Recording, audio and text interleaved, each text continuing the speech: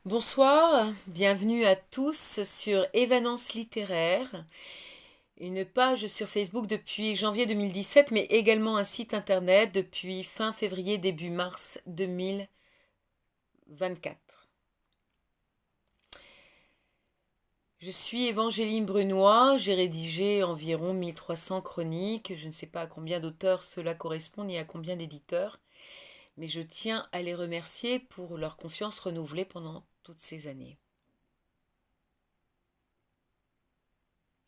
Je vais vous lire une chronique que j'ai rédigée le 15 janvier 2024 concernant le dernier jour du tourbillon de Rodolphe Cassot, paru le 16 juin 2023 aux éditions Aux Forges de Vulcain, 208 pages. Depuis peu, je fréquente régulièrement le café du coin à l'Avenir, à Vanves. En pleine invasion de punaises, obligée de faire des allers-retours épuisants à la laverie à côté de cet établissement, je m'y suis posée pendant plus de 3 semaines. A été accueilli avec bienveillance et puis regarder, écouter, constater le naufrage de certaines de ces âmes perdues, mais aussi l'amitié, la camaraderie, la solidarité, le courage. J'ai redécouvert la ville et le quartier où j'habite pourtant depuis de nombreuses années. L'épisode nuisible, entre guillemets, étant pour le moment clos, j'ai continué à m'installer en terrasse ou à l'intérieur de ce bar-brasserie authentique dans son jus, aux tarifs incroyablement bas, avec comme capitaine un homme au grand cœur et au caractère bien trempé.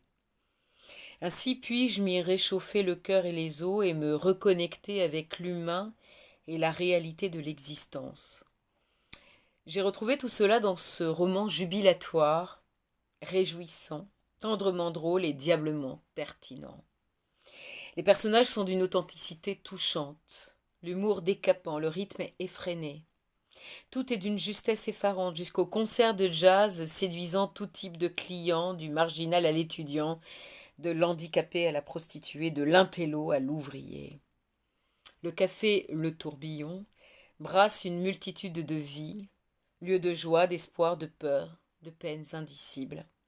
Point de chute de tous les égarés bousculés, maltraités par cette société de plus en plus brutale, inhumaine.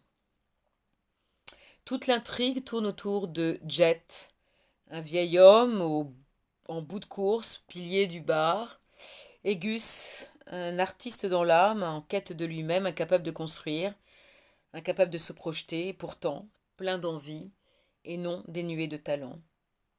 4 autres intervenants, Ossine, le patron, Fred, l'écrivain, Bolide, en fauteuil roulant, et Bijou, la prostituée, valsent autour de ce duo improbable.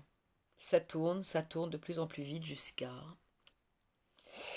Je vais offrir ce précieux ouvrage au dialogue vif, truculent et gouailleur à mon ami Pierre, le cafetier.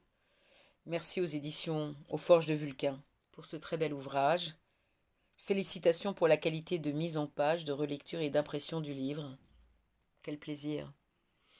Je vous laisse découvrir la 4e de couverture ainsi que la biographie de l'auteur sur le site internet de l'éditeur ou sur Évanence littéraire. Merci infiniment. À très bientôt. Au revoir.